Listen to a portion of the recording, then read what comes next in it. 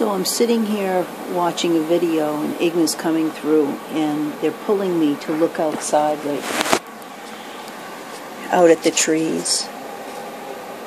And what they're saying is, first they started talking about, they had me look at a leaf or part of the tree, and they said, what is more relevant or significant? What is more of truth? The leaf or the space in between each leaf? And then they went on to talk about the tree, and the tree, to experience the vastness and the all of the tree is to focus and connect with the vibration of one tree instead of experiencing it expansively. And what they're saying is to experience expansively is to finely tune individually to each frequency. Then they started to say, looking out at the trees, each individual tree, that is the perception of this dimension. However, another dimension, or symbolically of another dimension, is underground. So what we perceive as individual trees is the perception of this limited dimension that we are experiencing. But the truth is that underneath the ground, the root of the tree goes into the ground, down into Mother Earth. That is also part of the reality, even though we can't see the roots. But the root of the truth of the tree's existence is that the roots grow in combined and connect and intertwine with the other roots of the other trees that represent themselves as separate, as we look out and we look at the trees individually as separate. So what they're saying is the truth, and so the whole concept that we are one another, that we are God, we are the totality of all that which is. And that's how they're explaining it. So from my perception in this dimension, as I look out and I see individual trees,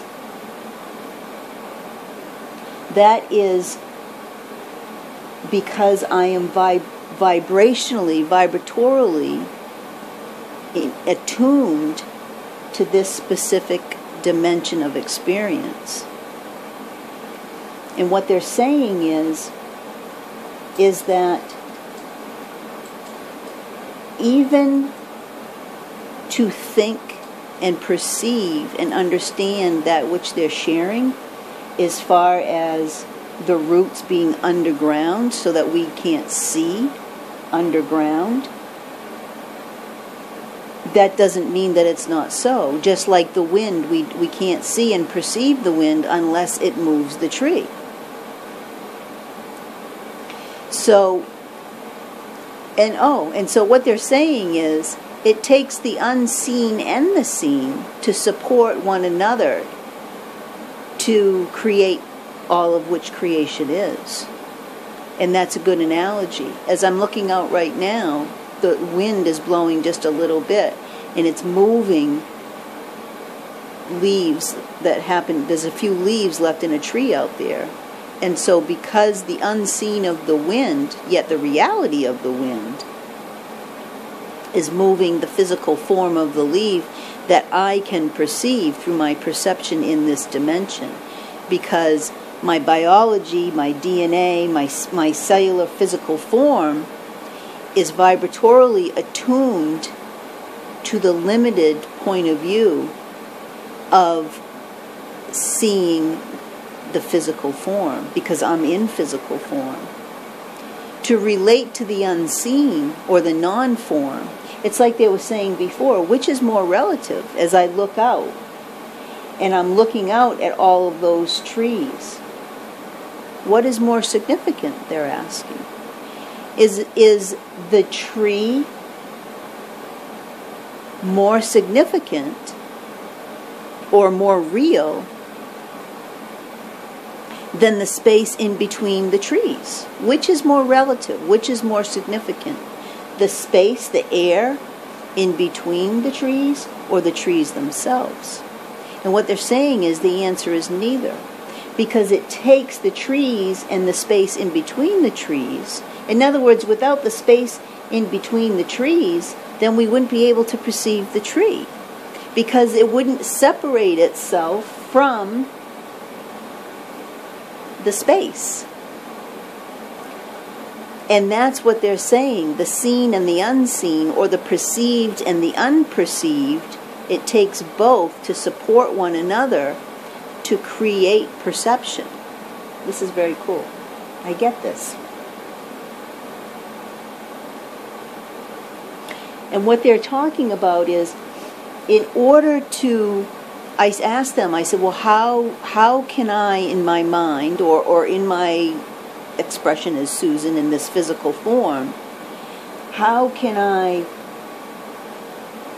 see underground as I'm sitting here? Just like I'm able to see inside the physical body at times. They allow me to do that. So how can I see underground?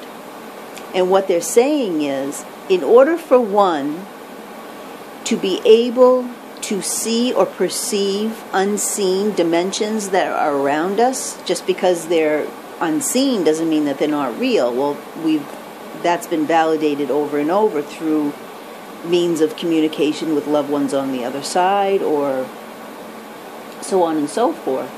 What they're saying is, the more that one fully attunes themselves to the reality that they're in consciously, then that's when they can expand out of that limited consciousness. And what they're showing me is how many of us go through life unconscious. We're just going through life. We're not in awareness. It's like the way that I have here in my home. I have decorations in places to make an overall visual of my experience here in my home. And unless I'm moving things every day, I get attuned vibratorily to the placement of those physical things. So much that I get attuned to them that it's almost like they become invisible to me. So I'm not fully, like if I span over, or if I'm watching TV, I see just the TV. I attune to the TV. I don't attune to all my pictures and everything that's right underneath the TV. So it's fully an attunement to whatever expression that I'm experiencing in the physical form. And when they're saying expression, they don't mean Susan expressing, they mean a picture, or those eucalyptus decorations. They are an expression of this experience. So unless I give attention and full attention to the eucalyptus decoration, then I can't fully experience it. It melds into the rest of the environment, and in a sense it becomes part of the overall environment, but the individual decoration becomes more invisible to me. So what they're saying is to take pause and to really hone in and attune myself to whatever individual thing that makes up the collective all of this environment, this decor, this experience that I've created in my tastes, in my choices. It creates an overall vibration, they're saying, with colors, forms, shapes. So it creates an overall experience. But to fully experience the expansiveness that it's actually created, we have to tune into the individual. Not that we can't experience the totality of everything combined together and what it's shaping and forming in color, in form, in shape, in vibration. You will experience the totalness of it, but you will experience a limited overall expression. Then if you can finally attune yourself to each thing individually. Now some are going to say, some are going to say, yeah, well, there are teachings that say everything is an illusion and that decoration isn't even really there. But my perception is that it's there, and I see that it's there. And so it's what those teachings mean, Igma's saying, is that it's almost like saying, well, going back to which is more significant? Is it more significant the trees, each individual tree, or the space in between the trees? Which is more significant? So it's going back to what they're teaching before of they're both equally significant, because it takes both to create one another. And again, so it's the totality of the all of the one that creates. So you can't really assign what is more significant. And they're saying that's where judgment comes in the humanness within us. So to perceive and to fully be present, it's like going through life and so many things that are going on around us that we don't even experience. It's like we aren't attuned to them to experience them. So it really is about making a conscious choice. To expand consciousness, they're saying, is to make a conscious choice of being conscious of that which is here to experience, whether it's seen or unseen. But to be able to experience the unseen, they're saying, you have to attune yourself fully to that which you can see, to that which you can perceive, to that which we are assigning more importance, by the way, to the seen than the unseen. Most still don't even believe in the unseen. So there again is a limitation. So what they're saying is those that are at a place on their journey where they're still in an unconscious state of being open enough to even the idea that there's more than the seen, are not able to experience that which they can see and perceive to an extent. Okay, wait. Those that are open to the unseen are at a place in their vibratory frequency, their remembrance of the all, of the one. They're in more of that remembrance. They're in a little bit higher of a frequency because they're open to anything. They're open to all. Anything is all, they're saying. Anything is all is anything. So, let me see if I can articulate this.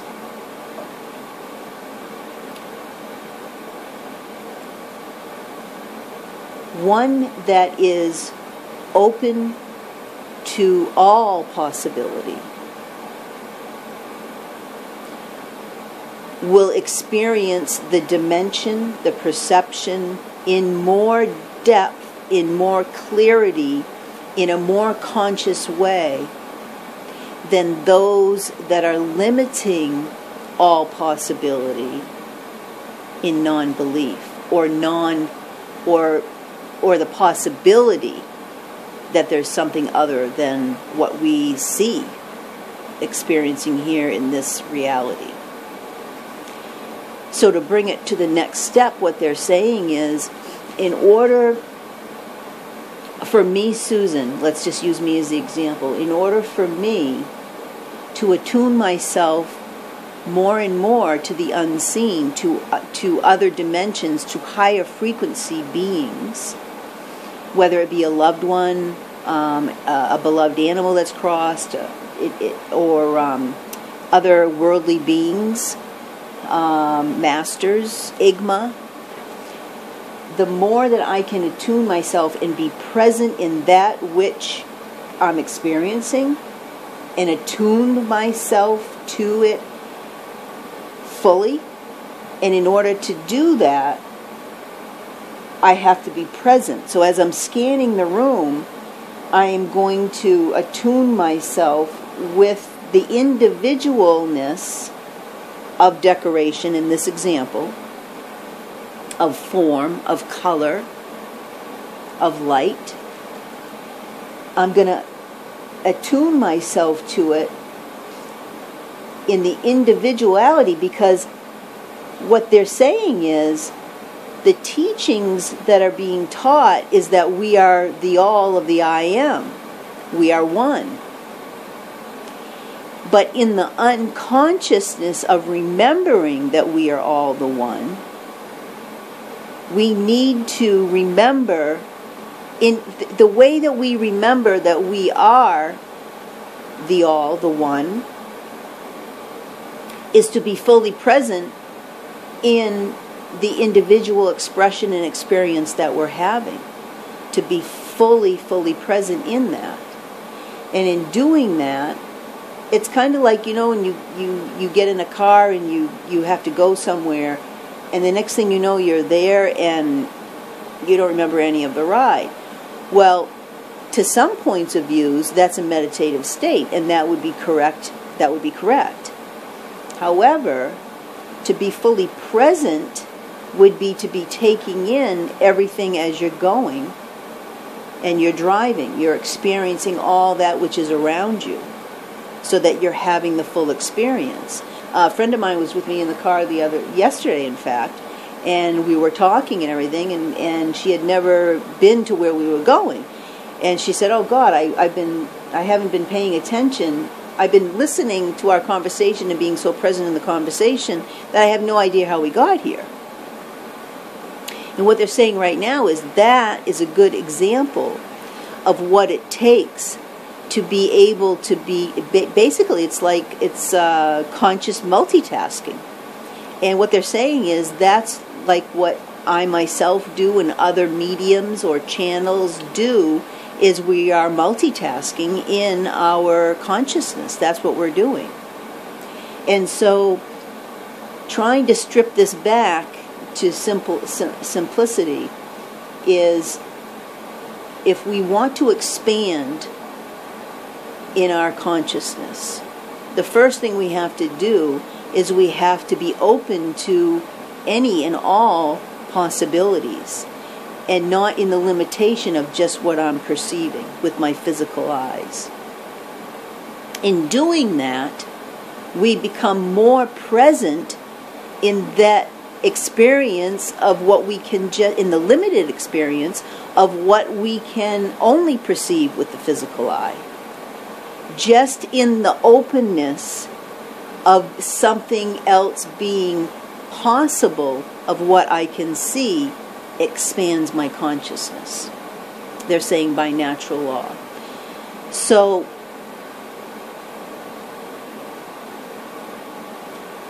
to become more expansive takes openness. To become more expansive takes being fully present and connecting in the individuality, shapes, forms, colors, in the atmosphere around us, so that, because when we connect to something, it raises it in vibration. Oh, this is cool. So we all vibrate. Everything is energy. Our thoughts are energy. Most of us know that.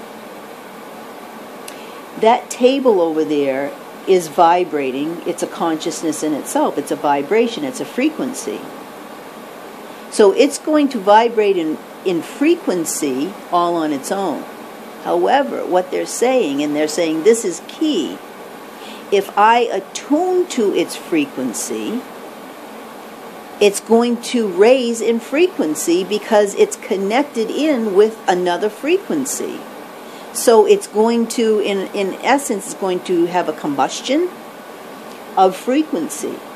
And that's why they're saying connection is so important. And that's why they're saying being conscious, and instead of subconscious, the subconsciousness, or the being asleep versus awakening back into the ascension of the truth of who we are. So it's being fully present with that which you're experiencing, and fully connecting in with that which you're experiencing, and being true in truth of whatever that which you're experiencing. Like they were talking about the other day, no matter what you're feeling, to be present in that feeling, whether we understand it or not, is going to, not only you're going to be purging that emotion, but to be present with it, you're in truth. Whether you understand what you're feeling or not, it is your truth in that moment. And truth, just like light, they're saying, is the highest vibration that there is. Now, what they're saying is that we as human beings, or non-physical form beings, we are all, the all of the all is both truth and light. So being present in truth and light is what reconnects us. That is what is going, that's what gives us the ability to look out instead of just perceiving everything above ground. That's what gives us the ability to go into the deeper levels, or the more expansive levels of consciousness, of perception. And in this particular exercise of what they're using, it would open up doorways of consciousness, of dimensional and timelines and all of that, because everything is happening all now, all at the same time. But it would allow me to connect with the full truth of the individual trees that I perceive. It would connect me back with the truth that they're not individual. The root of the truth is that underneath the earth out there, all those trees, the roots are all intertwined. They're all connected. They're all supporting one another. And that's what this journey is all about. It's about getting back to that place of acknowledgement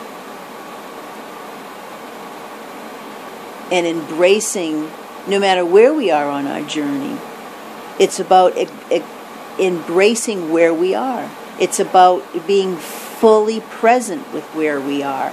Because when we're fully present, it barrel opens, it breaks opens the doorway to the next level, and the next level, the next experience more expansive, of experiencing things more expansively. When we're not present, when we're trying to push feelings away, or, many of us will drink or drug or eat too much or watch too much TV or shop or whatever it is that we're doing, trying to not feel, trying to not be present. And what it takes is being in that presence of emotion, of feeling, of whatever it is. It is those feelings and emotions. What they're saying, and they said this yesterday and they're reminding me, is the unconscious of this experience has its place. The unconscious supports the conscious, because the unconsciousness within me, or as I experience unconsciousness in others, in my relation with others, that unconsciousness welcomes and invites the conscious in experience. And that's strategically why, as they've said before, God strategically places other people in people's lives strategically all the time, because there's always, there's always someone that's a little bit less conscious or a little bit more conscious. So it's that interchange of consciousness that supports each other. And there's really not one, in the teachings and everything, it's always looked at as, consciousness would be a more positive thing than unconsciousness. But yet what Igma's saying is, that goes right back to the same thing as what is more relative, the trees or the space in between the trees. Without both, you would never be able to perceive the tree if there wasn't space around the tree. Just like you would never be able to have consciousness if you didn't have unconsciousness. If you weren't in an experience of more of an asleep state of being than an awakened or a conscious state of being. But it is the sleep that we experience in ourselves and in others that welcomes and invites and brings the light and the doorway into the awakened state. So everything has its purpose, is what they're saying. Everything has its purpose.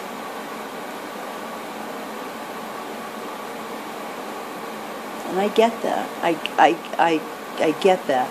I hope that I'm articulating this well enough for those that might watch this, to be able to understand what it is that they're trying to share with us. No one is more relevant than the other. No one, it may be about the remembrance and consciousness of our divine being. We know, or that's what Engma has taught. That's what many other teachers teach. But we have to have reverence for the unconscious, because the unconscious, whether it's the unconscious part within ourselves or the unconsciousness in others that we experience, it supports the process. It supports the consciousness. It's the doorway, it's the ticket, it's the ticket to what gets us to become more conscious. So we have to have reverence for that. So when someone is,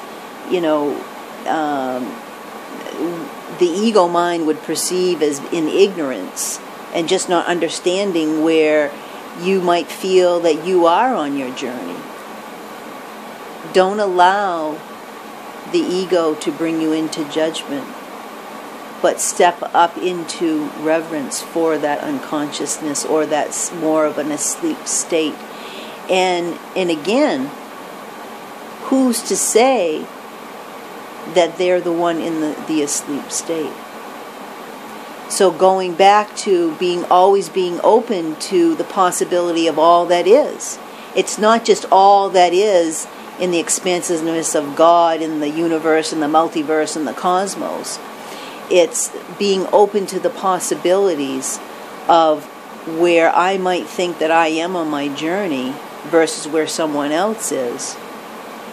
doesn't necessarily mean to always be looking at it multifacetedly, like they say. If I have a diamond in my hand, a large diamond, and I'm looking at it right here in front of me,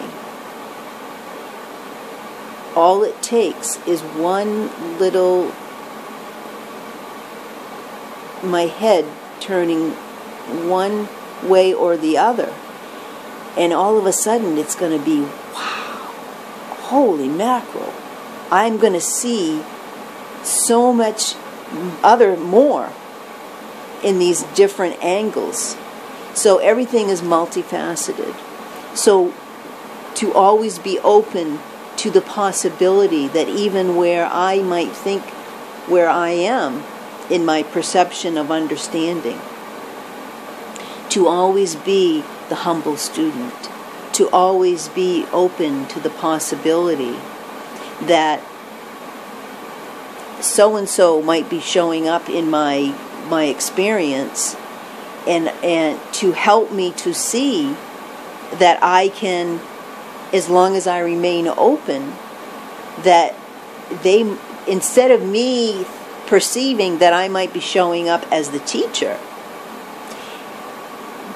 a lot of the times those that you may perceive as student is actually the teacher. So staying open and humble in reverence of all, of every experience, of every person that shows up in your life,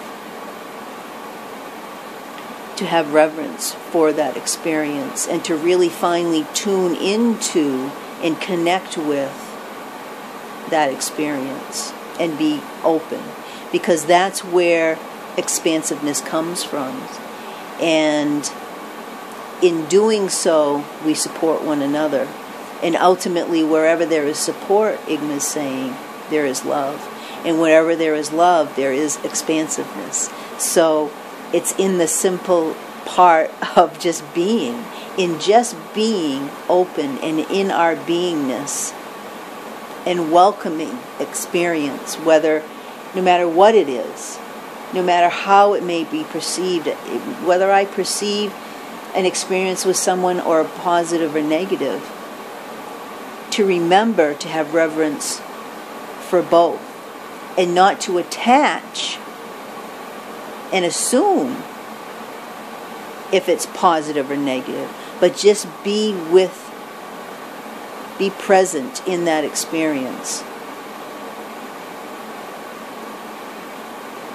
to bring us to more depth, to more multifacetedness, just like the large diamond. We are that diamond, Engma is saying. We are all that diamond. Life is that diamond. The universe is that diamond. It's another good example, they're saying, of how the different dimensions and timelines, just of what we perceive. We're here in this dimension, so we're perceiving and we are attuned in frequency to only this dimension. But that doesn't mean that there aren't others. It's just where we're attuned to. Just like watching TV. If I change the channel and I'm watching one channel, it doesn't mean that there aren't all those other channels. It just means that I am attuning to that specific channel. And what they're saying is it's very good example of how these other dimensions and timeline realities take place. It's a frequency. It's a vibration. So to encapsulate on all this, the more that we can be fully present in the awareness, in the dimension, in the experience, in the atmosphere of what we're in.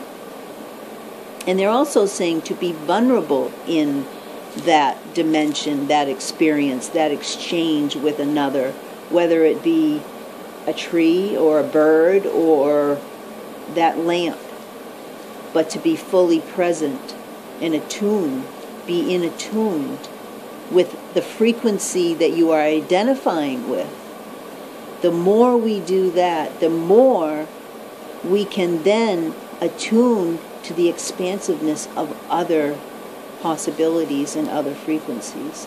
It's becoming more conscious, coming out of the unconscious, being fully present, that will bring us to all the other possibility. And to qualify that, what they're saying is any possibility that we can imagine is rooted in truth.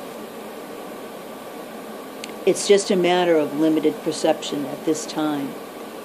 So the more that we can love ourselves, love one another, be present with one another, be open with one another, have reverence for one another, for whatever role that we're playing, and not to attach significant a role, not to put judgment, not to allow the ego into whether or not what you might have to share with me, or to mirror to me, or to just create experience for me, is any more significant, relative, powerful, positive, or negative than why I'm showing up in your life.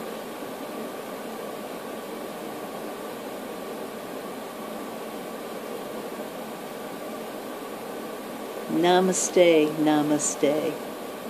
We must stay in namaste. Namaste, the God in me acknowledges the God in you.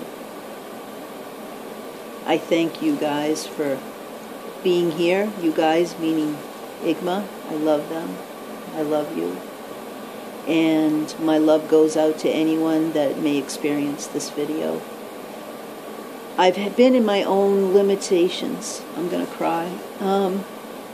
My own fears, my own purging. And we're all on our journey, and it's humble beginnings.